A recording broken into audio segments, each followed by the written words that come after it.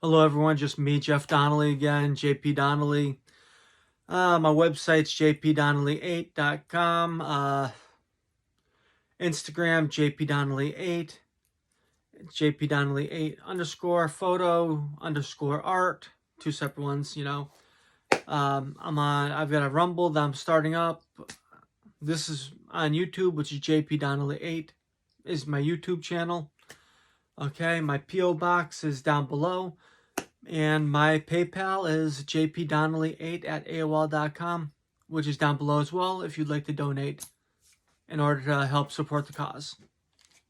Okay, so as you're aware, if you're interested in buying a piece of artwork, buy a piece of artwork. If you're interested in buying a book, this is the book I wrote, Raw Emotion and Political Repression, The True Tale of Massachusetts Bohemian, detailing the corruption that I faced while running for Congress as a 25-year-old Republican. I wrote the book because I need to, need to release it and get it out, what had happened, and I thought this was the worst that they could do to me, which obviously, as if you've watched any of these videos, you'll realize this was just the tip of the iceberg. Okay, well, as you're aware, if you watched any of the other videos, I used to work as a bouncer in a strip club, the Magic Lantern in Monson, Massachusetts. I worked there for about 6 or 7 years. For the most part, it wasn't bad. I got to meet a lot of interesting people. I learned all about the, adult industry by working in a strip club. And I met some very good people there, surprisingly enough. I met some scumbags there, such as the individual who I'm in litigation with, but for the most part, most of the people I met there are actually pretty decent, and I've got a hell of a lot of stories that I'll probably be sharing on the channel soon with you guys as well. Okay, well, like I said, for the most part, the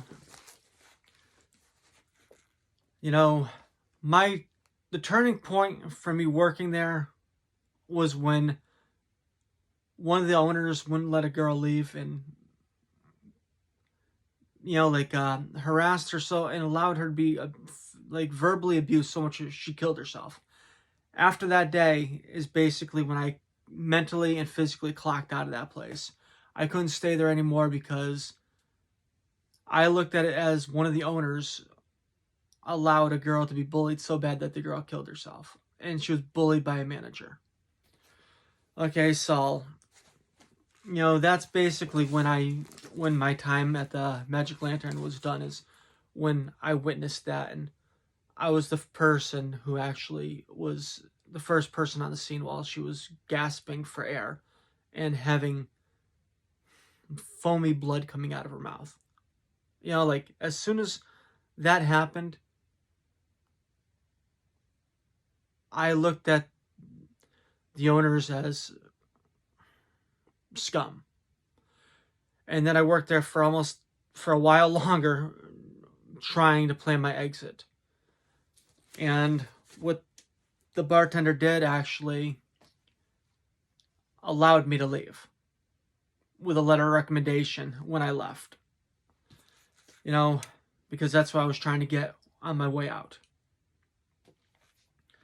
Okay, so with that in mind, this information was provided to the Hampden County District Attorney's Office, ADA Joyce. Remember, how I'm facing charges? Well, I filed a motion to dismiss on April 22nd, 2021, almost a year ago. This right here is part of this motion to dismiss. And I'm going to read the lawsuit that I filed against Magic Lantern. And I provided this as Exhibit 5 in my lawsuit. Well, Exhibit 5 in my motion to dismiss.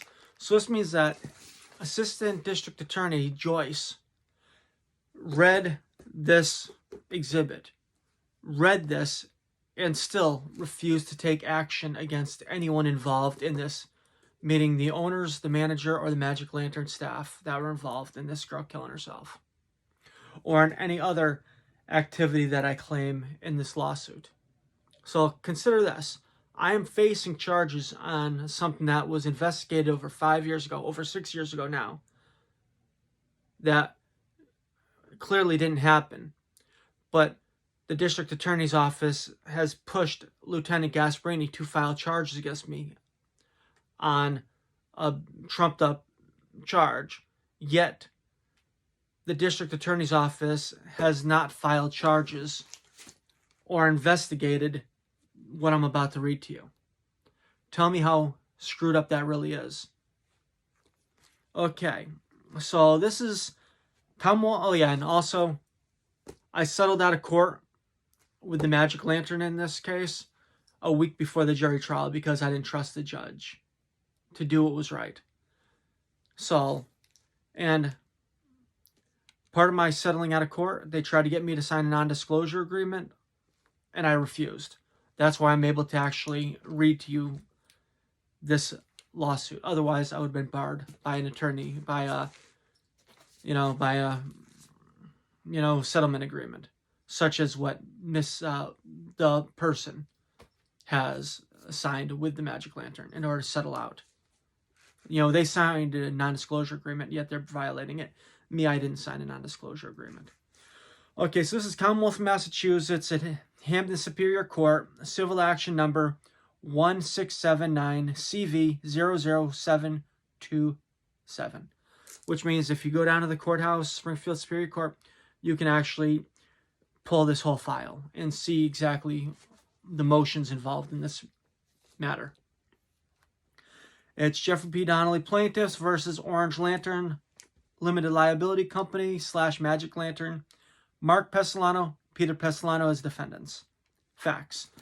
Oh yeah, and I included their reply to what I claimed. The plaintiff is Mr. Jeffery P. Donnelly, Post Office Box 51162, Indian Orchard, Massachusetts. Being a lifelong citizen of the Commonwealth of Massachusetts, their reply to that: defendants are without knowledge or information sufficient to form a belief as to the truth of this allegation. Okay, whatever. Number 2, defendant number 1 is the Orange Lantern Incorporated, doing business as the Magic Lantern, located at 399 Wilbraham Street, Monson, Massachusetts. They admit to that. Defendant number 2 is Mark Pessolano, co-owner and manager of the Magic Lantern, located at 399 Wilbraham Street, Monson, Massachusetts. They admit to that. Number 4, defendant number 3 is Peter Pessolano, co-owner and manager of the Magic Lantern, located at 399 Wilbraham Street, Monson, Massachusetts. Once again, they admit to that. Mr. Donnelly was employed by the Magic Lantern from 2009 until 2016 as security. This is how they reply to this one. Defendants are without knowledge or information sufficient to form a belief as to the truth of the allegations. It's the business. It's the business and the two owners of the business. How can't they answer that question? Strange, huh? Number 6. For most of Mr. Donnelly's employment with the Magic Lantern until midway through 2016, the Magic Lantern had misclassified Mr. Donnelly as an independent contractor, just as they still do with most staff, including security personnel, disc jockeys, shooter girls, waitresses, bartenders, and dancers. This is the reply to this. Defendants are without knowledge or information sufficient to form a belief as to the truth of the allegations. Strange. How can't they answer that question? Number 7. The Magic Lantern misclassified Mr. Donnelly as an independent contractor in order to pay Mr. Donnelly under the Massachusetts minimum wage in violation of the law. They deny this.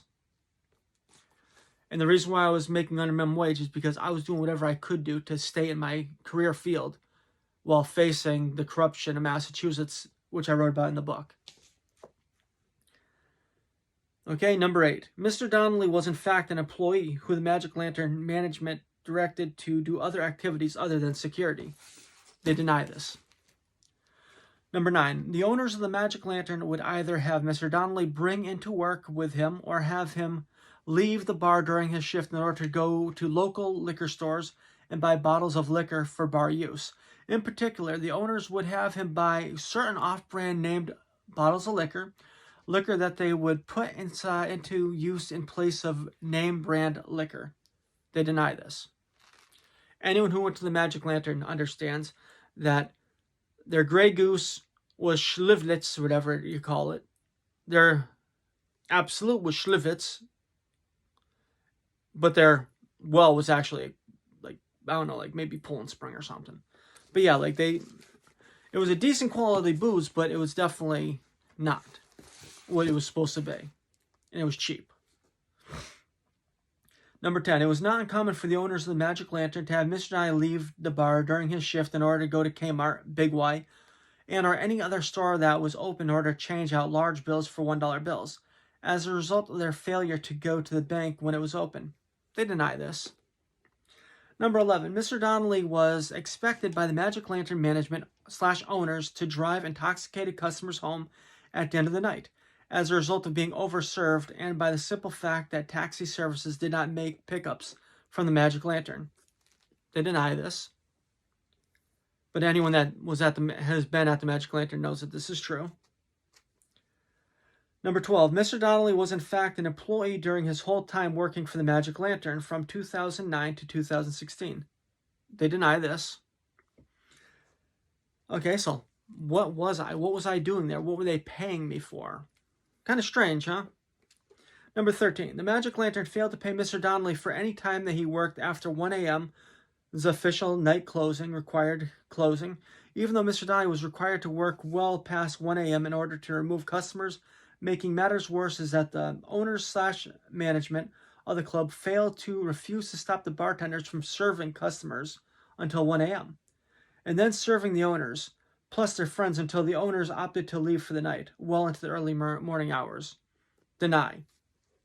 Well, look at Mark Pesolano, and you'll see when he actually went off the road and hit someone's house. That was after closing. That was after 2 a.m. He had just left the bar, intoxicated, and hit a house. You know, that's what happens. People hit houses. And I know this because I was actually working that night. And I saw Mark Pesolano leave. But they deny this. Number 14, the owners of the Magic Lantern constantly made condescending and disrespectful comments to Mr. Donnelly when Mr. Donnelly would report to them when he would find drugs and drug-related items within the club. They deny this. Number 15, the owners of the Magic Lantern would make and disrespectful comments to Mr. Donnelly when Mr. Donnelly would report his concerns when he saw dancers and other individuals doing illegal drugs within the Magic Lantern, including in the open, on stage, and at the bar. Yeah, I actually saw people doing cocaine on the stage, right on this, come on, anyone could walk in and see this. Anyone could take a photo of that. It was as security, what am I supposed to do when I'm seeing this and the owners are talking shit? Because I'm sitting there bringing it to their attention, hey, look, you need to do something. You need to stop this person. But they're like, oh no, the owners do it too, so we're allowed to. It's yeah. It was fucked up. But they deny this. Number 16, the owners of the Magic Lantern would make condescending and disrespectful comments to Mr. Donnelly when Mr. Donnelly would report his concerns concerning the unlawful and unwelcome physical conduct that was happening in the club, perpetrated by one of the owners when he would be under the influence, acts that numerous dancers constantly complained to Mr. Donnelly about. Yeah, they actually got sued for this too. You know, this was another lawsuit that they actually faced from a couple of dancers.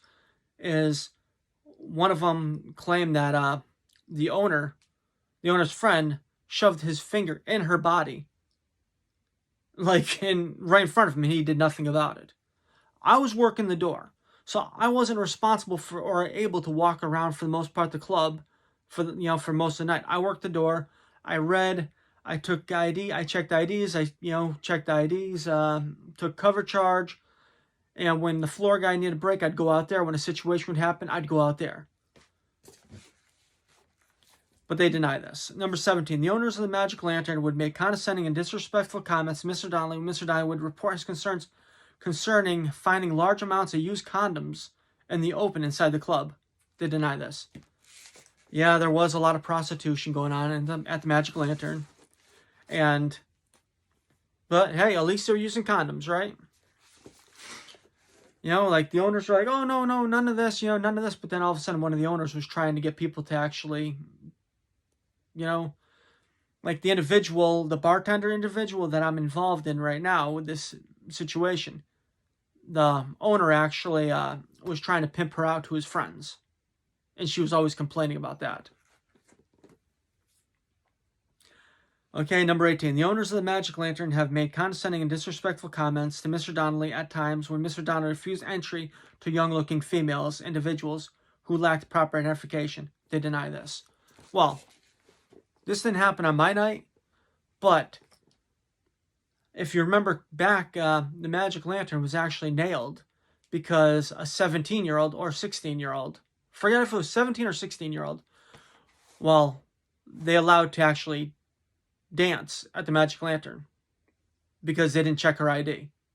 Like, this place was, and if you remember back, they actually went to a Board of Health or a Board of Selectmen meeting because of this, and their friend actually took the fall for them, which makes no sense at all. Like, why their friend would be in trouble for bringing this underage girl. Their friend and the girl's niece, girl's aunt, are the ones that got in trouble for this.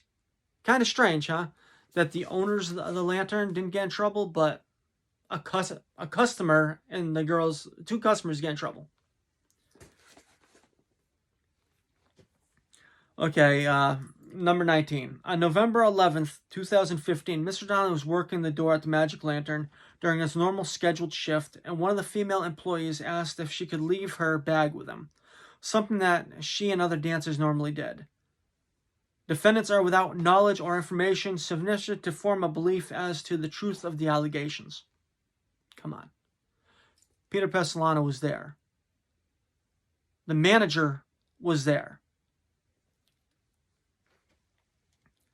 And you'll understand why November 11th, why they should remember.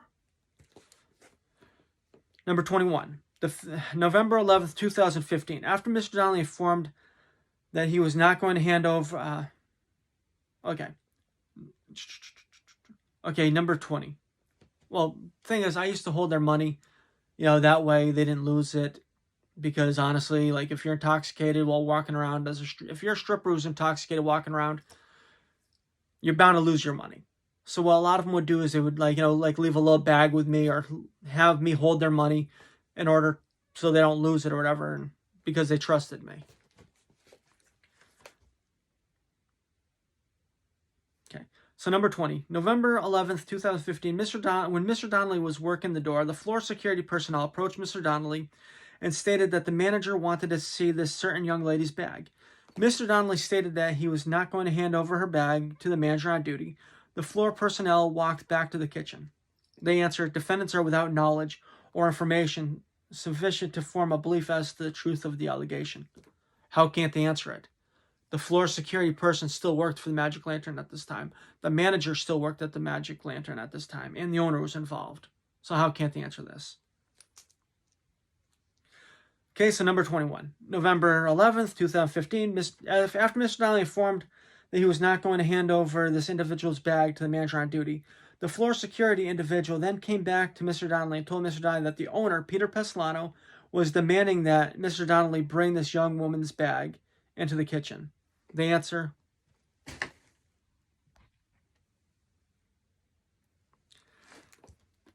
Okay, so I'm going to read that one again because that right there kind of shut off for a little while.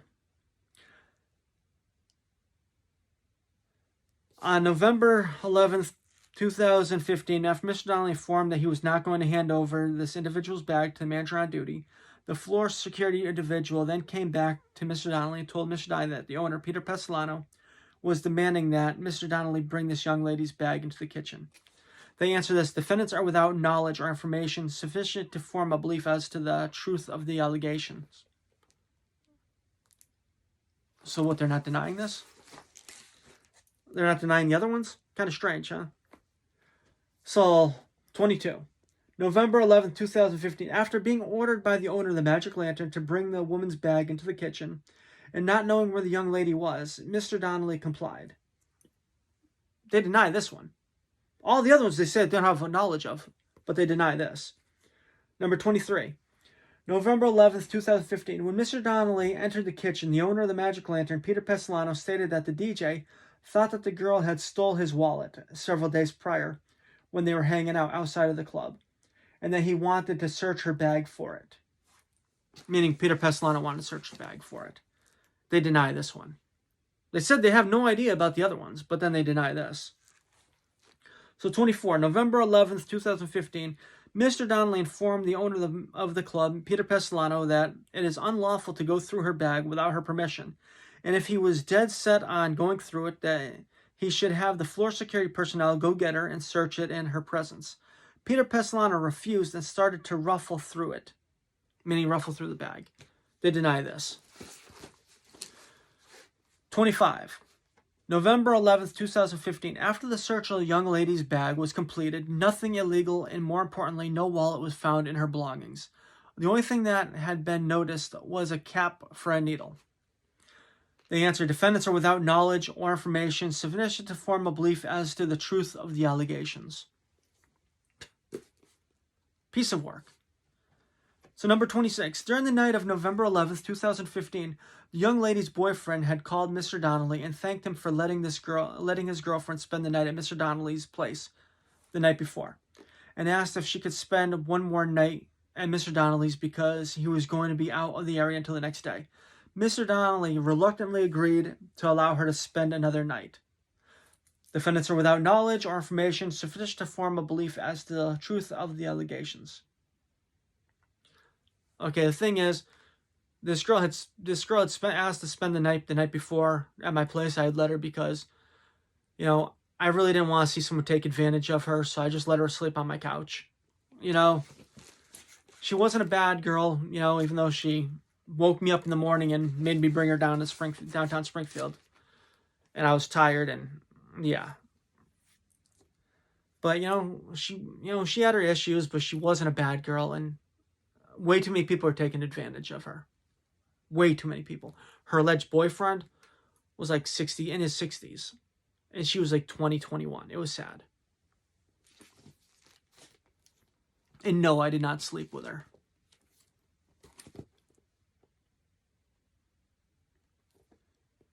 Okay, so number 27. November 11th, 2015. Mr. Donnelly opted not to notify the young lady that the owner had searched her bag, as he was aware from working with her for some time that she had become extremely upset and thought it would best to only mention it if she made mention of it, especially given the fact that she was going to be spending the night at Mr. Donnelly's place, and Mr. Donnelly wanted a drama-free night. Defendants are without knowledge or information sufficient to form a belief as to the truth of the allegations. Number 28. Just hours later, on November 12th, 2015, just prior to closing, Peter Pestilano told the young lady that she owed the DJ $30 and could not leave until she paid him, and told Mr. Donnelly that he was not to let her leave the club until she paid the DJ. They deny this. Now see, she was spending the night at my place. She wasn't allowed to leave, and they said I wasn't allowed to leave either. So me and her were both not allowed to leave until she paid the money. It was bullshit. $30. $30. 29. At the Magic Lantern, besides not paying the dancers as is required by law, they also charged them to work, making them pay $15 to $20 per shift that the owners call a tip out to pay the DJ. As the owners don't pay the DJs, even though it is not a tip, but a fee.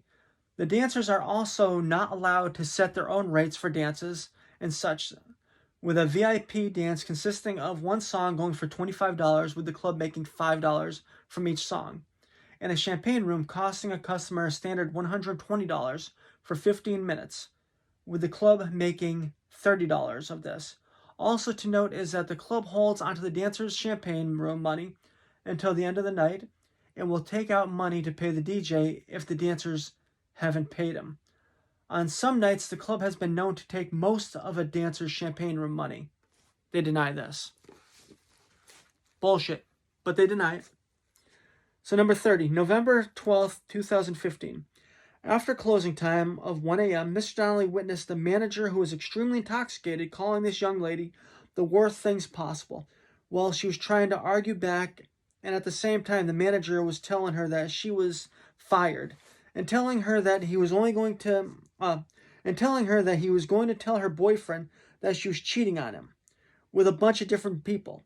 Also, during this whole encounter, the owner, Peter Pesolano, was telling her that she could not leave until she paid the DJ $30.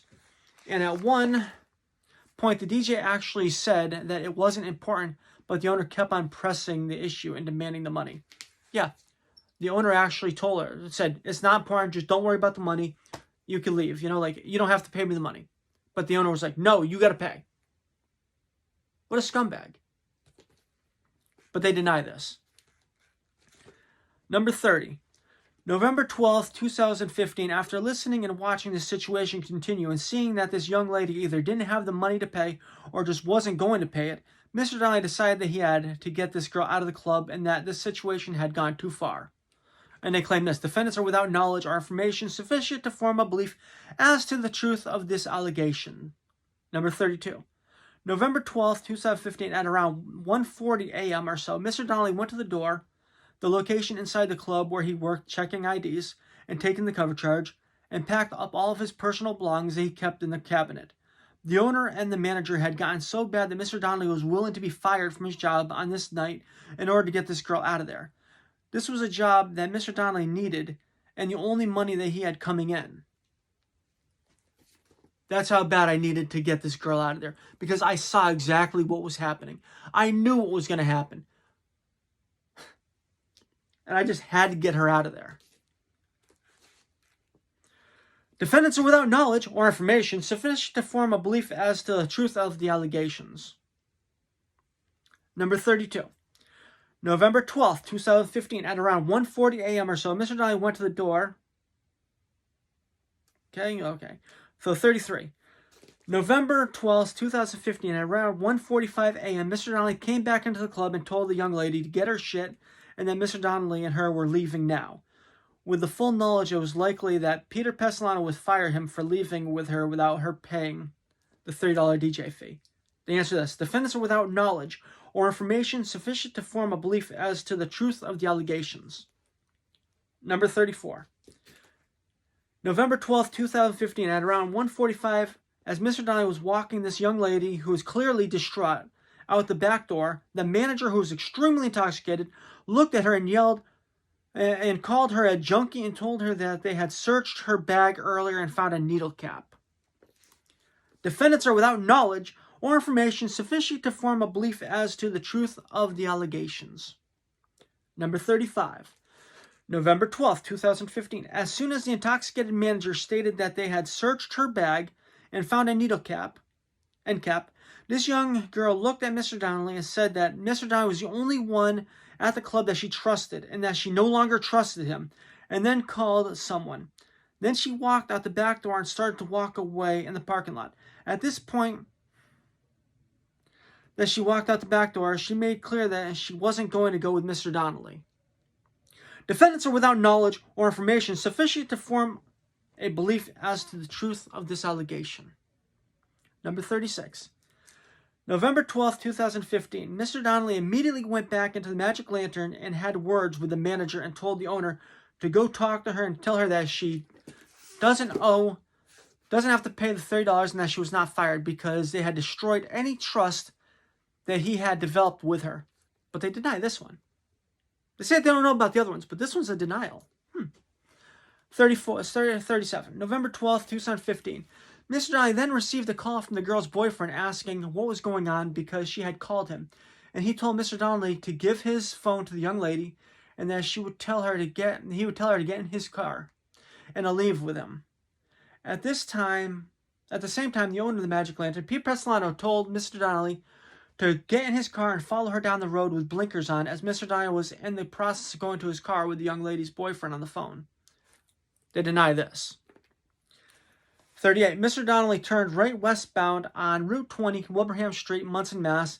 at about 1:15 a.m. and within 1/8 of a mile down the Route 20, Mr. Donnelly noticed a blue car on the side of the road, and around 10 yards in front of the parked car was a bag burst open with clothing all over the westbound lane of the roadway. Located another 20 or so yards past the bag of clothing with a parked white Ford SUV, and Mr. Donnelly's eyes immediately shot to the underside of the SUV and saw the young girl's body. Defendants are without knowledge or information sufficient to form a belief as to the truth of this allegation. Number 39. After seeing the young girl's body under the SUV, Mr. Donnelly told her boyfriend what he saw and hung up the phone and jerked his car into a tight U-turn and stopped on the other side of the street from her on the eastbound lane, leaving on his lights and emergency hazards flashing.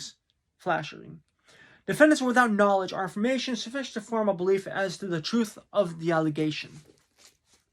Number 40. Mr. Donnelly, being a former certified first responder, crouched down while at the same time dialing 911 in order to report the accident and to assess the situation. The first call that Mr. Donnelly placed failed to call, but the second time he tried to call, the call connected. As soon as the dispatcher told Mr. Donnelly that they already had units on the way, Mr. Donnelly hung up his phone, and after realizing just how bad the situation with the young lady was, Mr. Donnelly knew that the only thing that he could do for her was to keep her calm and relaxed. Defendants are without knowledge or information sufficient to form a belief as the truth of the allegations. Number 41. During the whole time that Mr. Donnelly was attempting to keep the young girl in a calm and relaxed manner, the owner of the Magic Lantern, Peter Pesolano, continued to call and text Mr. Donnelly, telling Mr. Donnelly not to talk to the police or make any statements to law enforcement. They deny this.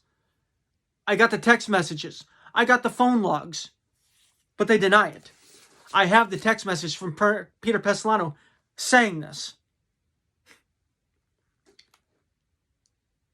And I also called him a murderer.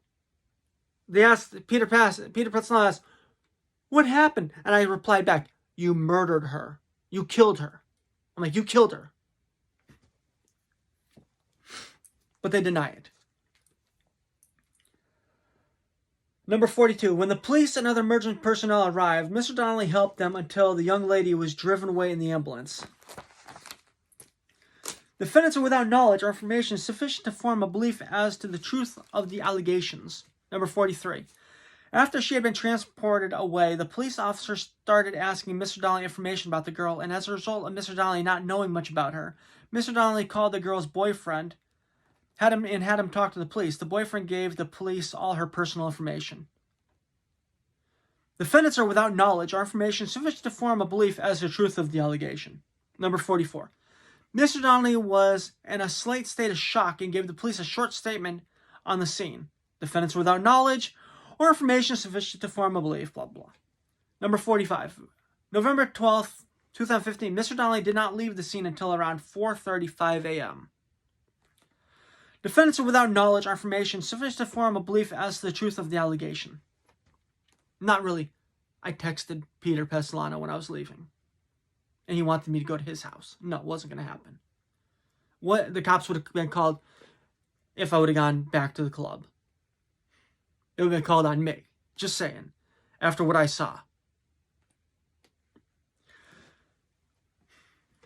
46. November 12th, 2015. The owners of the Magic Lantern, Peter Pesolano, requested that Mr. Donnelly come back to the club when he left the scene of the accident, but Mr. Donnelly refused and instead went home. They deny this. Text messages. Hello. 47. Mr. Donnelly was called by Peter Pesolano on November 12th, 2015, before his shift was to start, and told to stay home until further notice. They deny this. Records. And actually, I wasn't intending to ever enter that establishment, anyways. I was done. 48.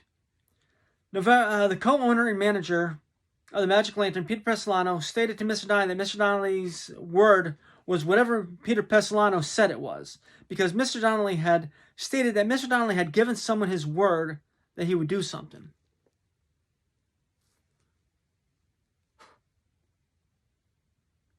$49. Mr. Donnelly contacted Mark Pessolano after getting off the phone with his brother and co-owner Peter Pessolano and told Mark what had happened. They deny this. Phone records. 50. Mark Pessolano and Mr. Donnelly both agreed that Mr. Donnelly was going to take off the night in this Saturday shift and that they would meet and discuss what happened at Mark's house during the weekend. They deny this. 51. On Friday, November 13th, 2015, Mr. Donnelly was being contacted by dancers asking what happened and asking if he was all right. Unbeknownst to Mr. Donnelly, but on the night of November 12th, 2015, the management of the Magic Lantern were spreading lies about Mr. Donnelly and the young lady. They deny this. 52. The owners and management of the Magic Lantern had been telling people, including dancers, employees, customers, and the police that came in to investigate, that Mr. Donnelly had the night off and was dating the young woman and had come in to pick her up from work, but that the manager had told Mr. Donnelly that she had been cheating on him, and that Mr. Donnelly and the young lady got into an argument, and then the young lady ran into the road and was hit by a car. Yeah, they actually are so grimy that they actually made up that lie. The whole time I worked at the Magic Lantern, I dated one dancer. Don't know why I did it? Well, yeah, I do. She was a beautiful girl, and she slept over, and the next morning when I was driving with her, she asked me if I wanted to spend the night, if I wanted her to spend the night again. I said, do you want to? Went back and forth. Finally, I said, sure, okay. And she's like, only if you're willing to say I'm your girlfriend. I'm like, do you want to be? And she said, do you want me to be? Went back and forth. I'm like, yeah, sure, why not? I didn't care. She was a beautiful girl. And whatever, it was what it was. It wasn't this girl. This girl had a boyfriend, remember? I didn't even know this girl's name. You know, like, I never even hooked up with this girl. Not because she wasn't beautiful, because she was, but it just didn't happen. Just, you know, there was no chemistry there.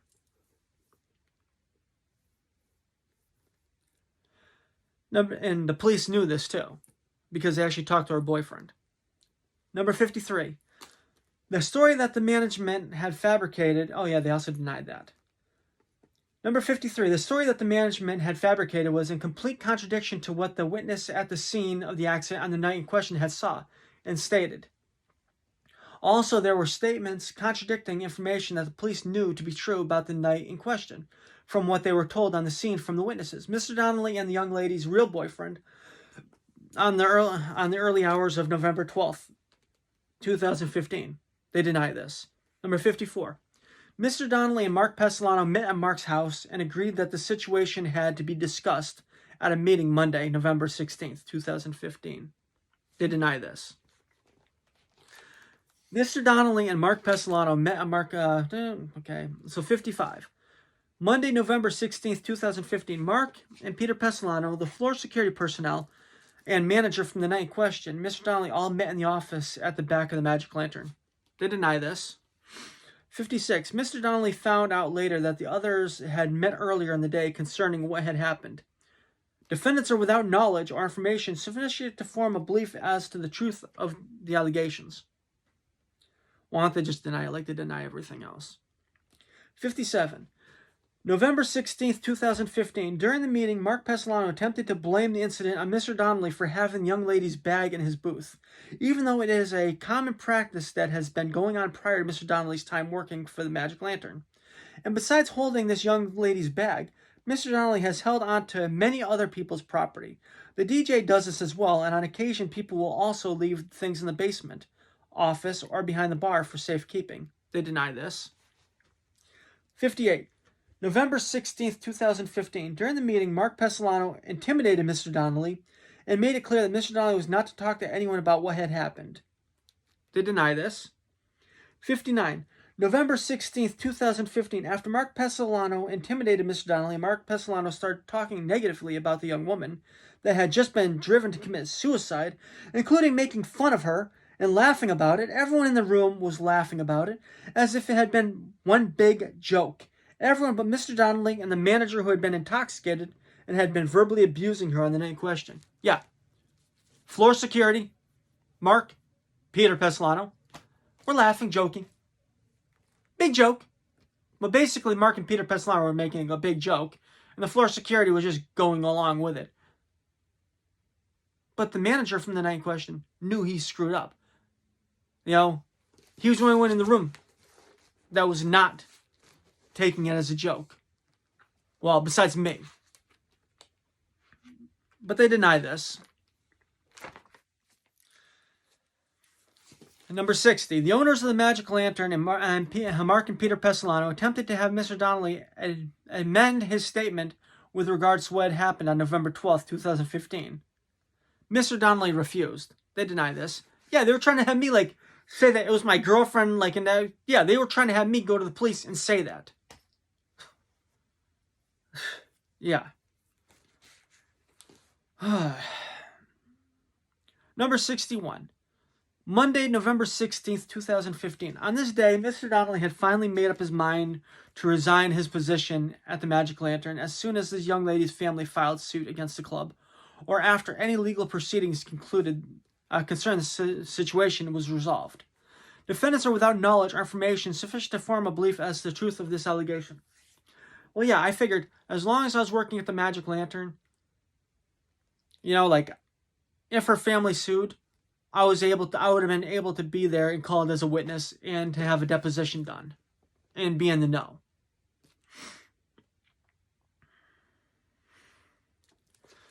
Okay, so March 31st, 2016. As a result of an employee of the Magic Lantern hurting himself when he was changing the sign out front, Mr. Donnelly requested that the owners of the Magic Lantern buy a proper tool that is used to change the numbers and letters, instead of having the employees use a small worn-out stepladder. Each time Mr. Donnelly brought up the safety issue, the owners replied with condescending and disrespectful comments to Mr. Donnelly, resulting in Mr. Donnelly sending a text message to Margaret Pesolano concerning and placing on record Mr. Donnelly's safety concerns. Deny. 63. On or about May 12, 2016, after the town of Monson required closing time 1 a.m., Mr. Donnelly attempted to have a large group of individuals leave the club. After a few minutes, it became clear that they were all with the owner, Mark Pesolano. When this became apparent, Mr. Donnelly walked away and started doing his other required closing paperwork. During the whole time that Mr. Donnelly was doing this other work, Mark Pesolano was laughing at the negative and disrespectful and abusive comments that his friend was making directed at Mr. Donnelly, who was working within 6 feet of him. They deny this. 64. After some time of receiving this verbal abuse and mistreatment at the owner's laughing and encouraged his friend's behavior, Mr. Donnelly approached this individual who was standing next to the owner and respectfully requested that he stop, and explained that Mr. Donnelly had not been aware that the group of customers had been friends of the owners, and if he had been, that he would have not requested that they leave at closing. At this point in time, this unknown individual sucker punched Mr. Donnelly in the face with a closed fist. At this point in time, Mr. Donnelly was brought to the kitchen. Deny. Number 65. The owners of the Magic Lantern refused to allow Mr. Donnelly to contact the police, make a report, or even to provide Mr. Donnelly with the individual's name. Deny. This is why I wanted to call the cops in this situation. I want to either have the guy go in the back room with me so we could talk, have a nice little conversation. Maybe I could teach him why you should not sucker punch someone in the face. Just saying. Or contact the police. I didn't care which one. I'd rather gone in the back room and handled the situation man to man. But no, the guy was too much of a little coward to actually go in the back room with me because he knew I was going to stomp him. Yeah. Mutual combat. One-on-one. I'm okay with that. But the thing is, if you look at it, I worked there 6 or 7 years. No issues at all until Peter Pesolano allows a girl to get bullied so bad by his manager that she kills herself. I'm no longer one of the crew at this point in time. Like, I'm someone that can't be trusted because I called Peter Pestilano out for murdering a girl. Well, for not letting her leave and then having her commit suicide. But see, I wasn't one of the crew anymore. Because I couldn't be trusted because I wasn't willing to lie about what happened that night. So, I'm allowed to get sucker punched. I worked there for 6 or 7 years. I was always the one that diffused all the situations that happened. I even tried to diffuse this situation. But Mark Pestilano was so under the influence that he thought it was funny. He liked it. He enjoyed it. The individual who I'm involved in the other situation with even writes how he is when he's intoxicated and other paperwork. All right, so number 66. Shortly after Mr. Donnelly was assaulted by the owner's friend, Mr. Donnelly was placed on the books as an employee of the Magic Lantern and had one of his 4 shifts taken from him. Defendants are without knowledge or information sufficient to form a belief as to the truth of this allegation. How are they not? They're the owners of the business. It is the business. So it's the business and the owners of the business. How don't they know this? Why can't they answer this? Number 67. When Mr. Donnelly was placed in the books as an employee of the Magic Lantern, Mr. Donnelly ended up going almost a month without payment. And when Mr. Donnelly did receive payment, it was for a wrong amount on several occasions, being for less than the hours that he worked, and or not deposited in his direct deposit account on the proper date. But in fact, after. They deny this. Once again, paperwork, text messages. All right. So 68. When Mr. Donnelly was on the books and would clock on even at exactly 6 p.m., the time clock would log him on at 6:15 p.m., costing him a quarter of an hour's pay. Defendants are without knowledge or information sufficient to form a belief as to the truth of this allegation. Number 69. When Mr. Donnelly would clock off after 1 a.m., the time clock would clock him off at exactly 1 a.m., even if it was 1:10 or after or later, thus causing Mr. Donnelly to lose money. Defendants are without knowledge or information sufficient to form a belief as to the truth of the allegations. Number 70. As of the date of filing this suit, October 2nd, 2016, Mr. Donnelly is still haunted by what he experienced on the night of November 12th, 2015. Defendants are without knowledge or information sufficient to form a belief as to the truth of the allegations. And then it's just the relief, what I'm asking for, negligent training, negligent supervising, battery assault, false imprisonment, employment law violation, infliction of emotional distress, reckless infliction of emotional distress, negligence hiring, blah, blah, blah, blah. All right, so remember something. Well, a lot of the stuff in there, you may say, well, why did you say this? Why did you say that? Why did you bring up, the condoms? Why did you bring up the drugs? Why did you bring up this, like consenting, blah, blah, blah, blah. The reason why I brought all of that information up in the lawsuit is actually so it'd be made public. So people would actually see what was going on at the Magic Lantern. To bring light onto the illegal activities that were going on there, including also the fact of the dancers not being paid. It was to bring light and to make a record of that information as well. Shot girls not getting paid, DJs. Basically everything I knew about what was going on that was, unlawful at the club, I decided to actually put into the lawsuit in order to bring awareness of it. You might say oh, well, why are you saying this or why are you saying that? What are you little bitch? Yeah. But if you look at it, it's actually to get everything out there into the open.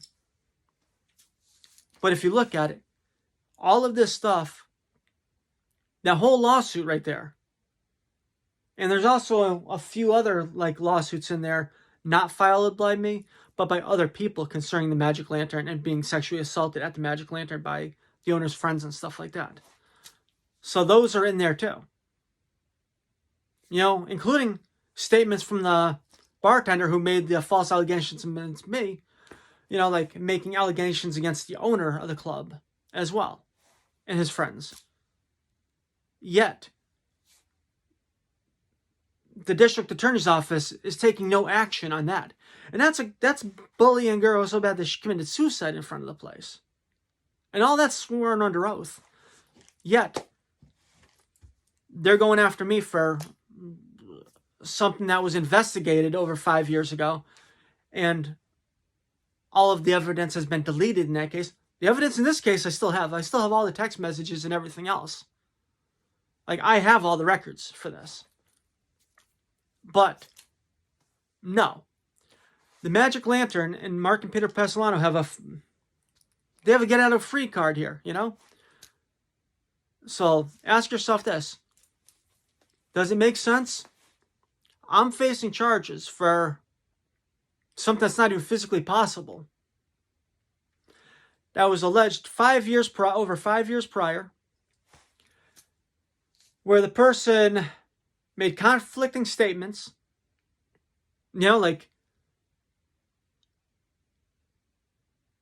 refused to, you know, cooperate with the investigation even, deleted the evidence. The Monson Police Department deleted the evidence, yet I am facing charges for it, yet the district attorney doesn't even care about a girl being bullied so much where she committed suicide. Yeah, the prostitution, yeah, everything else is major. The drug use is major. But being not allowed to leave, having the owner not allow people to leave, including myself, I was not allowed to leave. So I'm not allowed to leave, she's not allowed to leave. The DJ is okay with her leaving. The manager's tearing this girl apart. It is so bad where I'm walking out of the building with all my property knowing that I'm probably getting fired. Because I couldn't take watching what was going on in the place. I couldn't take it. That's why if you look at this individual who's going against me right now, right? Who wants the $1,280, if you remember. If you look at it, she made in her complaint with the Massachusetts Commission on Discrimination, she actually stated in her application, in her sworn testimony in that case, against Magic Lantern, that the owners of the Magic Lantern pitted employee against employee to garner favors. So if you look at it, she was aware of all this stuff she was aware of the girl killing herself. She was aware of everything like that. Her and Peter Pessolano were like this, if not like this. Just saying. Rumor is that they were sleeping with each other, plain and simple. So, what do you have? You have Peter Pessolano, who doesn't want me there. Mark Pessolano wants me there because I'm the only adult in the building who shows up and everything else and who's an adult and a responsible person. So he wants me there as a worker because I'm a good worker and he's paying me garbage. His brother doesn't want me there because I called the brother a murderer. She's romantically involved with the brother, Peter Pessolano, who I call a murderer. So she figures, if I go after Jeff Donnelly, maybe I'll get my shifts back. Remember, she talked to Peter Pessolano after she left that club that night. Peter Pessolano, and all of a sudden that night, the video footage gets deleted. So Peter must have came back in, watched the video, saw that the video wasn't what this individual claimed it was, so deleted the video footage from the day in order to help her out, in order to get me screwed over, because Peter Pessolano also faced a sexual assault charge where he was arrested at his house. And I was there that night. Like when that girl was interviewing. She ran out of the building. She left that building really quick. I mean, really quick. And then they gave her friend a job, and her friend had no place being an exotic dancer, plain and simple. She just wasn't cut out for it. But they hired the friend because the friend testified against her friend, saying Peter didn't do anything wrong and was given a job in relation to that. So obviously the bartender figured, if they're going to give a girl who shouldn't have been a dancer a job as a dancer to stand up for Peter, then maybe I can get my shifts back if I go after Jeff and get rid of Jeff for Peter. The only thing is, Peter didn't have the control that Mark had. And that's why you know, she wasn't giving her, she wasn't giving her shifts back. In fact, Mark was very upset that the judge said I couldn't work there anymore. Very upset. He even asked her. He's like, he asked her. He's like, well, they don't work the same shifts. It's like, no, the judge says that I can't work there. You know, like, it was a godsend in disguise, honestly. It forced me to get out of the Magic Lantern, because after the whole bartender situation, I knew that, like, I couldn't work there anymore. Like, besides the fact that I knew that the owners were scumbags from covering up this girl committing suicide and why she did, I just, like, I got comfortable. I lived like a pauper. I was living like, like either in my car during that time or in a basement apartment, like not even an apartment, but like an unfinished basement. Like I was just living like, basically just like, yeah. I got used to like, just roughing it. Like all I've ever wanted to do is just help people. Like just, that's all. Well, anyways, if you've watched this far, you understand that, district attorney's office goes after me for, and allows them to get away with this. Kind of strange, huh? Kind of shows,